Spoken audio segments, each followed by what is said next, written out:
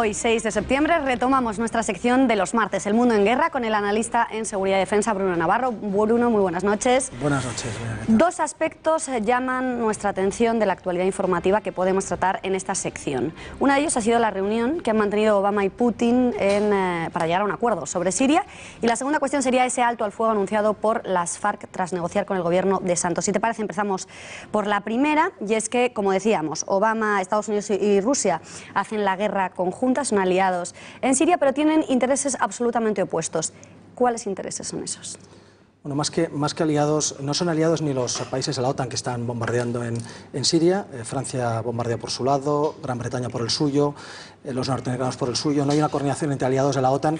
Imaginemos lo que puede haber, la poca coordinación que hay entre rusos y americanos. Realmente no son aliados, tienen algún interés común, como es atacar al Estado Islámico. Pero realmente la gran diferencia que hace irresoluble cualquier pacto, cualquier reunión que tengan, es que ambos apoyan a dos contendientes distintos. Rusia apoya al gobierno y régimen legítimos de Bashar al-Assad, que además es el que es el laico, que puede mantener una defensa de los derechos humanos más creíble, a pesar de sus excesos en determinados momentos. Importante ese punto, sí, dejarlo claro. Claro, importantes, pero nada que ver con lo que está ocurriendo en el lado yihadista, ¿no? Que recordemos que el lado yihadista es todo el resto prácticamente hoy. Los rebeldes moderados es algo prácticamente inexistente, y hablamos del lado que apoyan norteamericanos, OTAN, el occidente euroatlántico, que son esos grupos, sin contar al Estado Islámico o Al-Qaeda en Siria, sí que están apoyando el resto de grupos rebeldes, que prácticamente son la mayoría islamistas e incluso yihadistas, con lo cual ahí tenemos la diferencia entre Estados Unidos y Rusia. ¿Y cuál ha sido el punto de fricción, a tu juicio, que ha hecho imposible que Putin y Obama, en esa reunión del G20, hayan podido ponerse de acuerdo? Pues lo que acabamos de decir. La gran diferencia es la principal. Hay también elementos de ciberseguridad que no tienen que ver con Siria, en la que Obama ha amenazado una amenaza velada a Rusia, avisándoles que ellos son más fuertes en ciberseguridad y que dejen sus ciberataques. Pero bueno, hablando del tema de Siria, sí que se puede considerar que es bastante acertado lo que ha dicho Obama, es de la falta de confianza. Hay una falta de confianza brutal entre ambos que impide... Claro, es que es como ser aliado de tu enemigo. Potencial. Efectivamente, temas de Crimea, de Ucrania, etcétera, del Báltico. Hay que tener en cuenta que esta falta de confianza, a mi modo de ver, ha sido creada principalmente, hay también movimientos de Rusia al respecto negativos, pero principalmente ha sido creada por nosotros. Bruno, y si no consiguen ponerse de acuerdo, si Obama y Putin no llegan a un entendimiento, ¿qué va a pasar en Siria? ¿Qué es lo que deberían hacer ambas potencias para conseguir llegar a ese punto en el que tengan una conexión y hagan una batalla, digamos, de manera conjunta? Bueno, no creo que eso vaya a ocurrir. Ahora mismo se habla de un posible acuerdo, son optimistas en un posible acuerdo en las próximas semanas. Es posible que se materialice sobre el papel, ya ha ocurrido antes, pero sobre el terreno va a ser muy difícil que se materialice si ambos siguen apoyando a uno. ¿Qué debería ocurrir para que haya una acción conjunta eficaz y se acabe de verdad con el conflicto? Que uno de los dos bandos, una de las dos superpotencias, cambie de bando. Si esto ocurre, y es la única solución realmente efectiva, yo de verdad espero que sea el occidente euroatlántico el que cambie de bando y apoye al Assad y no a la Pero si tuvieras que apostar...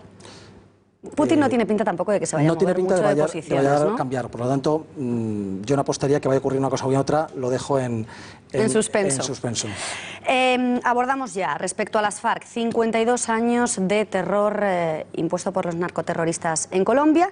Finalmente han llegado han anunciado ese pacto con el gobierno de Santos, por el cual se ha llegado al alto al fuego. ¿En qué consiste ese pacto? Bueno, el pacto tiene seis puntos, son muy sencillos. Hay una reforma rural integral, que es bueno que la haya, es decir, hay un problema social importante en las áreas alejadas del control del Estado durante tanto tiempo, donde ha habido una dejadez de funciones de las instituciones, pero el sistema que quieren implantar, esta reforma rural, es una reforma marxista, asistencialista y con cargo al erario público, de tal forma que tiene todas las pintas de que vaya a quebrar. Aparte, ya digo, su componente fuertemente marxista. El segundo punto sería las FARC como partido político, legalizarles como partido político, ¿verdad? Nos suena.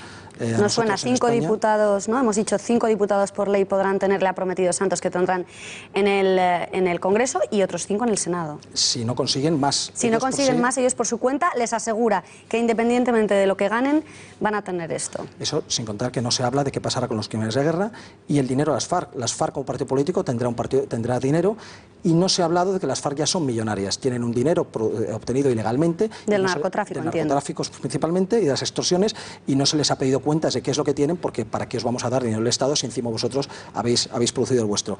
Otra es el fin del conflicto, se habla de desmovilización y recorporación, lo cual está muy bien y es evidente que tarde o temprano tiene que ocurrir. El problema es que no se ha hablado tampoco de cuántas armas tienen y cuántas van a devolver, con lo cual podríamos tener un partido político respaldado por unas zulos de armas que no hayan devuelto. La erradicación de drogas, narcoterrorismo lo has definido perfectamente, la erradicación de drogas es fundamental, el problema es que... La erradicación. Erradicación de drogas se ha hecho con buenos deseos y sin nada realmente aplicado sobre el terreno que vaya a ser efectivo. De hecho, el sistema que se pretende es el que ahora mismo se está utilizando, que ha sido una victoria de la narcoguerrilla en los últimos años, que es que el gobierno adopte la erradicación manual, es decir, manualmente vamos arrancando las plantas de coca, en vez de quemarlas desde el aire o desde tierra, lo que ha producido que hoy Colombia esté nadando literalmente en un mar de cocaína.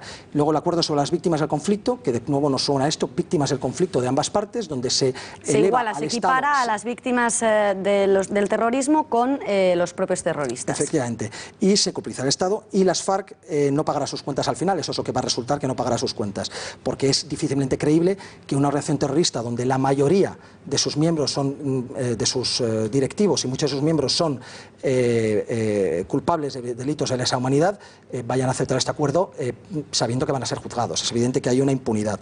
Y luego el referéndum, que va a haber el 2 de octubre, que va a ser un sí rotundo, van a ganar el sí. ¿Por qué crees que van a ganar? Pues van a ganar porque la pregunta es torticera, la pregunta al final es, ¿quiere usted la paz o no?